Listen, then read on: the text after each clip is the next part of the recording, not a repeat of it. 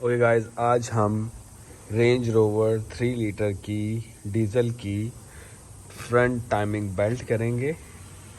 Rare भी है लेकिन हम स्टार्ट फ्रॉम फ्रंट करेंगे। सबसे पहले आपको फ्रंट टाइमिंग जो है वो बेल्ट रिप्लेसमेंट में हम क्या करेंगे, सबसे पहले ये एयर होज़ उतारेंगे, कूलेंट ड्रेन करेंगे, कूलेंट का ये होज़ उतरेगा, ये होज़ उतरेगा क्लैंप से, वहाँ से क्लैंप से वो क्लैंप उतरेगा, ये क्लैंप्स यहाँ से उतरे रिमूव होके यहाँ से क्लैंप उतरेगा। उसके बाद हम एक तरफ से एजीआर के यहाँ से जो पाइप है इसे अनक्लैंप करके इस पूरे पाइप को हम इस साइड पे कर देंगे। इस साइड पे करने के बाद हम इसकी नीचे की सारी एक्सेसरी बेल्ट्स रिमूव करेंगे, फिर आपको साथ साथ बताते रहते हैं। ठीक है, लेट्स स्टार्ट इंशाल्लाह। ओके जी, आज की वीडियो का आगाज़ करते हैं हम। ये 3 लीटर इंजन की हम टाइमिंग कर रहे हैं, तो मैं आपको बताऊंगा कि कैसे इसकी टाइमिंग लाइन अप करते हैं, कैसे इसकी बेल्ट रिप्लेस करते हैं। फ्रंट बेल्ट और रेयर जो कैम शाफ्ट की और high pressure pump fuel pump की टाइमिंग है उसको कैसे अलाइन करते हैं वो हम बताएंगे आपको टाइम स्टेप बाय स्टेप। यानी इस वक्त मैं रिमूवल पे हूँ तो साथ ही इंस्टॉलिंग स्टार्ट कर देंगे। ओके जी, ये हमने 21 mm की सॉकेट लगाई है और हम इससे ये रोटेट करेंगे। ठीक है, और आपको बताएंगे कि इसकी टाइमिंग कैसे लॉक करते हैं। ये मिरर है, इस मिरर से हम उसका पॉइंट चेक करेंगे कि जब वो अपनी लॉक पोजीशन पे आ जाएगा। और अभी आपको दिखाते हैं कि उसकी लॉक पोजीशन क्या है। ये एक स्पेशल टूल है, मैं इसको इसका डायामीटर और इसकी लेंथ बताऊंगा जो कि हम इसमें यूज़ करते हैं। बल्कि आपको दिखाते हैं अभी कि अगर आप देख सकें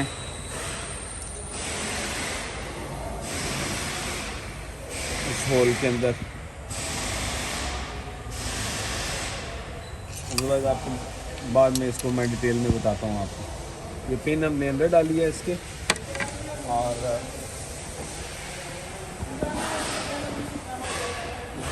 इसको हम पिन को टैप करेंगे। ये देखें पुश इन हो गई है, ये आपको आवाज़ चेंज हो गई है तो इसका मतलब है वो एंड पे चली गई है। इसी तरह हम दूसरी साइड पर भी यही पिन डालेंगे।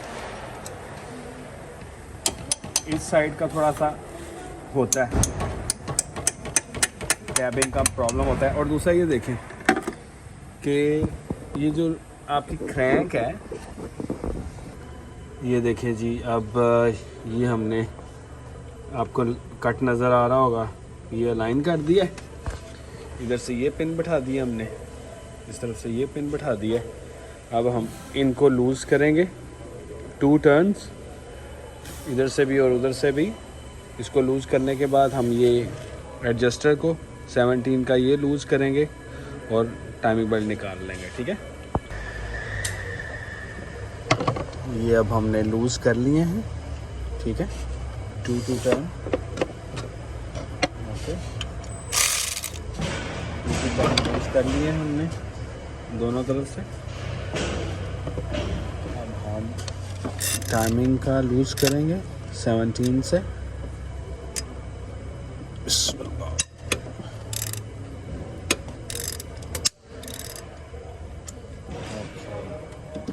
ये लूज़ हो गया है।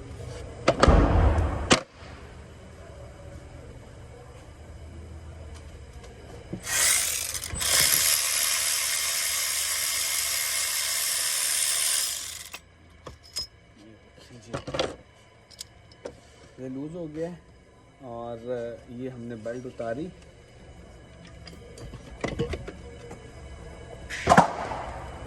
क्या जी, अच्छा, ये हमने बेल्ट उतारी है तो देखें कि जब आप ये जो है ना, ये हम इस तरफ लॉक करना है क्लॉकवाइज।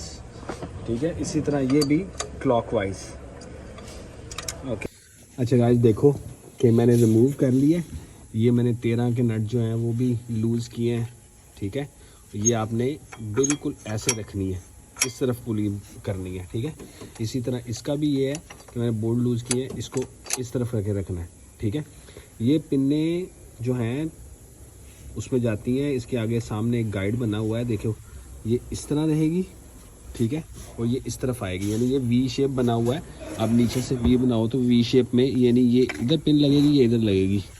क्रैंक जो है ना वो नॉर्मली वो कहते हैं वर्कशॉप मैनुअल में कि लॉक करो, लेकिन हम लॉक नहीं करते हैं टाइम बचाने के लिए। तो ये जो आपको लाइन नज़र आ रही है ना, ये लाइन, सॉरी, ये जो लाइन नज़र आ रही है ना, ये लाइन और ये डॉट, ये बिल्कुल आमने सामने होना चाहिए, बिल्कुल एक बराबर। इवन कि आप जब बेल्ट बिठाएंगे भी ना, तो तब भी आपको ये चीज़ें लाइन देखनी है। अच्छा, जब हम बेल्ट बिठाएंगे तो हमने पहले स्टार्ट करनी है नीचे से, इधर से, फिर इधर ला के, इधर से रोल करते हुए वापस एडजस्टर के नीचे से, और फिर आखिर में हमने यानी इस पुली के ऊपर हमने बेल्ट चढ़ानी है। मैं चढ़ाता हूँ तो फिर आपको बताता हूँ मैं। अच्छा, ये देखिए मैंने बिठाई है, ये मैंने अभी बिठा रहा हूँ, बिठाई नहीं यानी अभी मैं स्टिल बिठा रहा हूँ, ठीक है। ये देखिए ये मैं बिठा रहा हूँ, ओके। ये भी नीचे अंदर, ये इसके ऊपर होना चाहिए,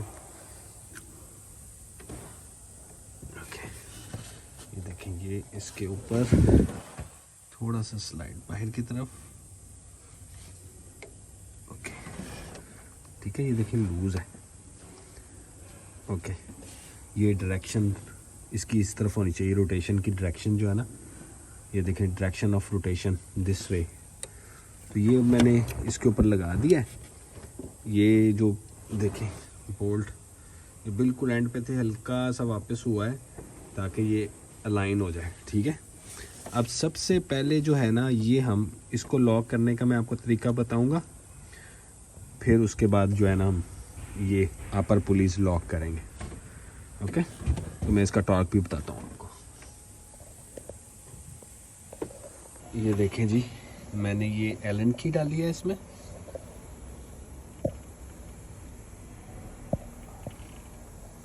ये एलन की है, ये 17 की सॉकेट है, ठीक है। इसको मैंने ये इसका, ये आप सामने नज़र आ रहा होगा, ये जो कट है उस सामने वाले कट के बिल्कुल बराबर होना चाहिए, ठीक है। इसको मैंने इस तरह लगा के दोनों हाथों से पकड़ के इसको मैंने 10 न्यूटन मीटर टॉर्क किया है।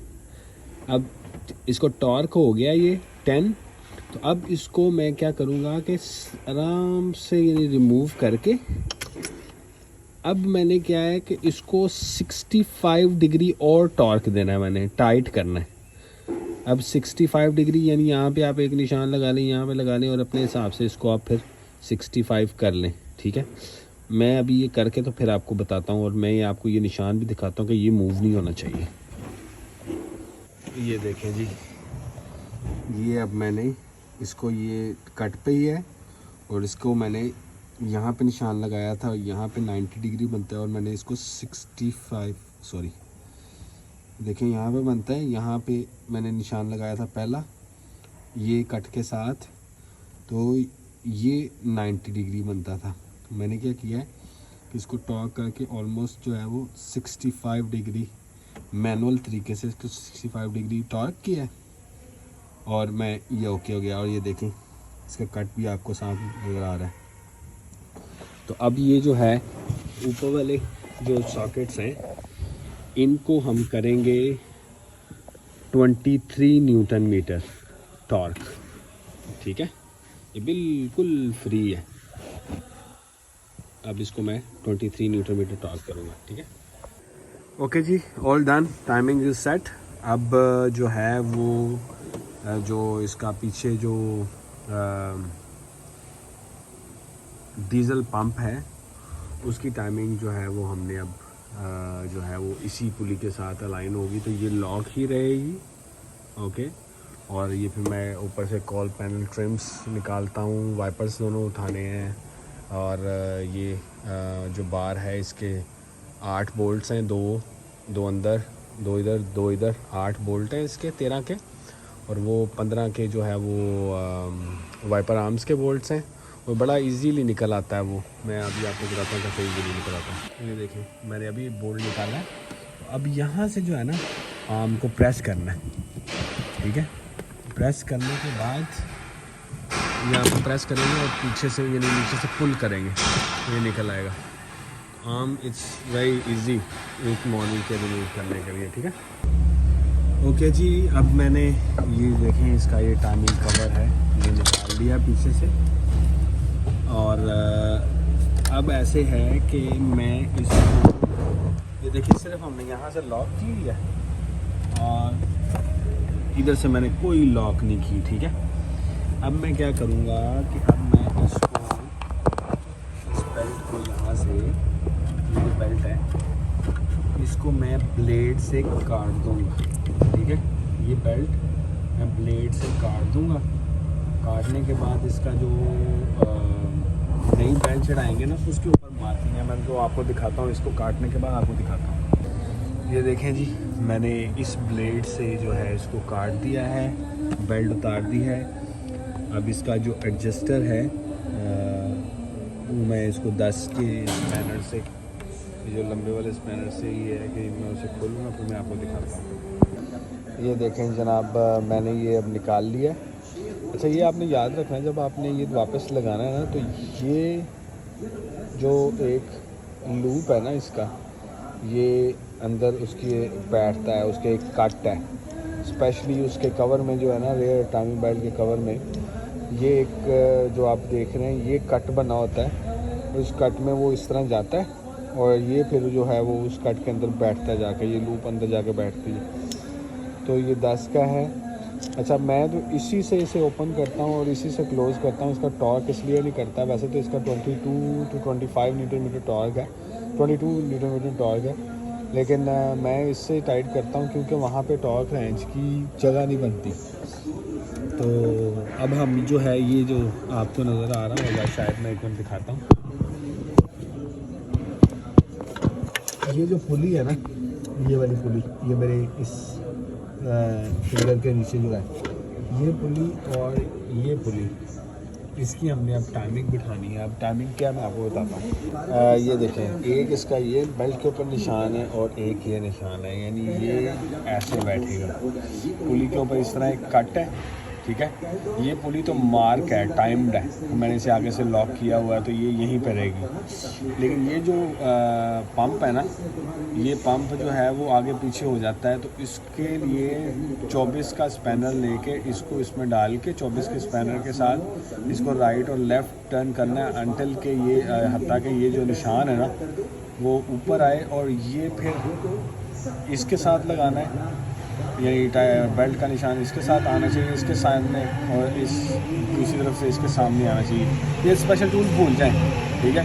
हमने इसको लॉक किया हुआ है तो इसके लिए स्पेशल टूल की ज़रूरत नहीं है, ओके। तो हमने अब इन दोनों को लाइन करना है। अच्छा, अब जब मैं बिठाता हूँ, हम कोई भी बिठाएगा ना, तो ये क्या होता है कि बेल्ट यहाँ से जंप करना शुरू होती है। तो मैं क्या करता हूँ कि इसके कवर और बेल्ट के दरमियान में एक कपड़ा घुसा देता हूँ ताकि बेल्ट जो है वो जंप ना करे और यहाँ से बेल्ट जो है वो बैठी रहे। और उसके बाद ये जो एडजस्टर है, एडजस्टर बिठाने के बाद सिर्फ 2-3 चूड़ियाँ बिठानी है ताकि ये स्लाइड रहे, लूज़ होके आगे पीछे होता रहे। तो उसमें ऐसे है कि जब ये दोनों मार्क आपने कर लेने हैं अलाइन, बेल्ट ऊपर चढ़ा देनी है, नीचे भी बेल्ट चढ़ा देनी है, तो बेल्ट होगी इस बोल्ट के ऊपर। तो फिर क्या करना है कि इस एडजस्टर को थोड़ा सा आगे करके तो बेल्ट इसके ऊपर चढ़ाने की कोशिश करनी है। थोड़ा टाइम लेगी लेकिन हो जाएगी इंशाल्लाह, ठीक है। अच्छा, ये देखें, ये मैं सबसे पहले अब लगाऊँ एडजस्टर। एडजस्टर ये है कि मैं इसको 2-3 चूड़ियाँ टाइट करूँगा सिर्फ, ठीक है। 2-3 चूड़ियाँ टाइट करूँगा तो ये क्या है कि ये स्लाइडर बच जाएगा। इससे ये है कि ये आपका जो बेरिंग है ना, इसको मैं पुश करके यहाँ तक ले आऊँगा। जब यहाँ तक ले आऊँगा तो लूज़ रहेगा और बेल्ट इसके ऊपर स्लाइड आराम से चढ़ सकती है, ठीक है। ये पिन ऊपर होती है तो ये पिन नीचे करनी है ताकि बेल्ट तंग ना हो जब हम चढ़ा रहे हों, ठीक है। अच्छा, अब वो मैंने अलाइन किया है, मैं दिखाने की कोशिश करता हूँ आपको। ये मैंने अलाइन किया है ये देखिए, ये कट नज़र आ रहा है आपको? एक सेकंड मैं इसको जूम इन करूँगा। ये देखिए, ये यस, ये कट ऊपर आ गया है, ये कट होना चाहिए, ठीक है। ये कट बेल्ट के निशान के साथ बैठेगा। इसी तरह इधर का ये वाला कट बेल्ट के निशान के साथ बैठेगा। अब ये मैं बेल्ट ऊपर चढ़ाता हूँ, ठीक है। ये मैं बेल्ट ऊपर चढ़ाता हूँ, तो मैं आपको बताता हूँ कि किस तरह चढ़ेगी। अच्छा जनाब, अब मैंने ना बेल्ट ऊपर चढ़ा दी है, ठीक है। बेल्ट चढ़ा दी है, तो अब मैं आपको बताता हूँ कि देखिए ये स्पैनर उसके साथ लगा हुआ है, चाबी उसके साथ लगी हुई है। और ये देखिए, अच्छा ये देखें कि ये निशान नज़र आ रहे हैं आपको, ये इसके निशान इसके बिल्कुल सामने। और ये देखें, ये निशान बिल्कुल इसके सामने है, ठीक है। बिल्कुल निशान इसके सामने है।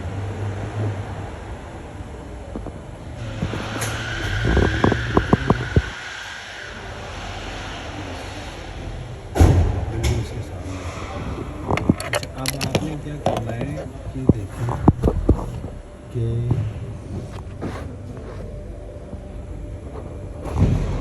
ये बेल्ट, ये आप देख रहे हैं कि एक बेल्ट ऊपर ब्लू वाली और नीचे वाली एडजस्टर के ऊपर है और चढ़ी नहीं हुई, ठीक है। ये मैंने स्पैनर को साथ रखा हुआ है, सिर्फ इसलिए कि मैं आपको बता सकूँ कि ये जब मैंने निशान पे लाया ना, तो मैं आहिस्ता आहिस्ता इसे ऊपर करूँगा वापस, ठीक है। ताकि इसे वापस ऊपर करूँगा ताकि बेल्ट जो है वो यहाँ से टाइट हो जाए। यहाँ से टाइट होगी तो नीचे से रूम यानी बन जाएगा, स्पेस बन जाएगी, तो मैं इसको लिफ्ट करके ऊपर चढ़ा सकता हूँ वापस, ठीक है। तो ये मेरे इनफ टाइट हो गई है। मैं थोड़ी सी से मैं और करूँगा और उसके बाद उसको फिर एडजस्टर के ऊपर चढ़ाऊँगा और नीचे वाला बोल्ट फिर आखिर में टाइट करूँगा। ये देखें जी, बिल्कुल हो गया निशान के ऊपर। यहाँ से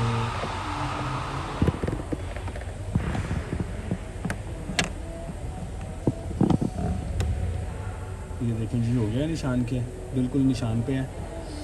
अब ये देखिए, मैंने एडजस्टर जो है ना,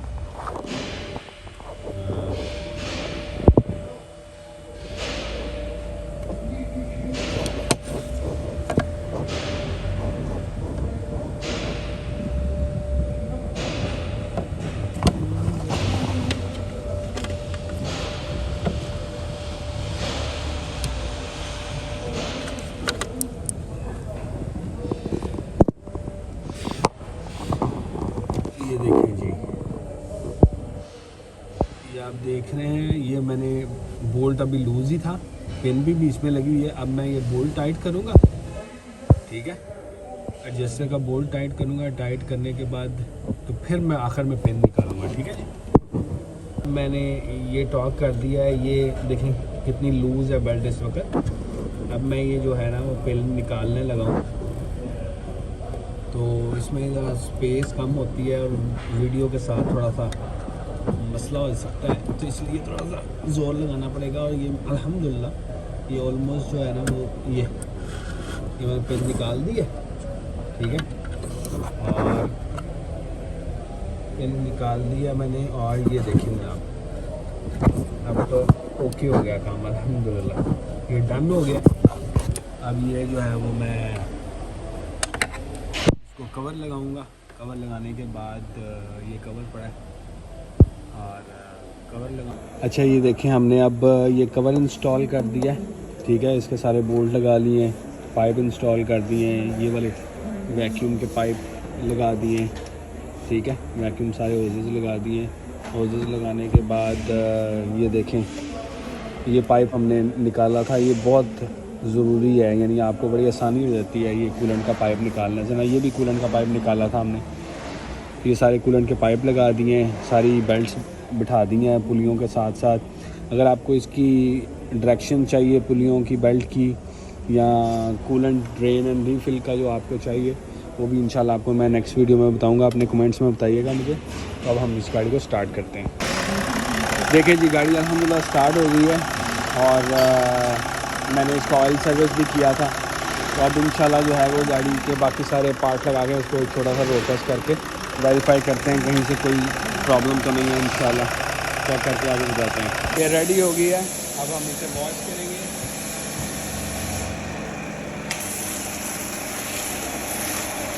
ठीक है, अब हम इसे वॉश कर देंगे और गाड़ी रेडी टू गो है।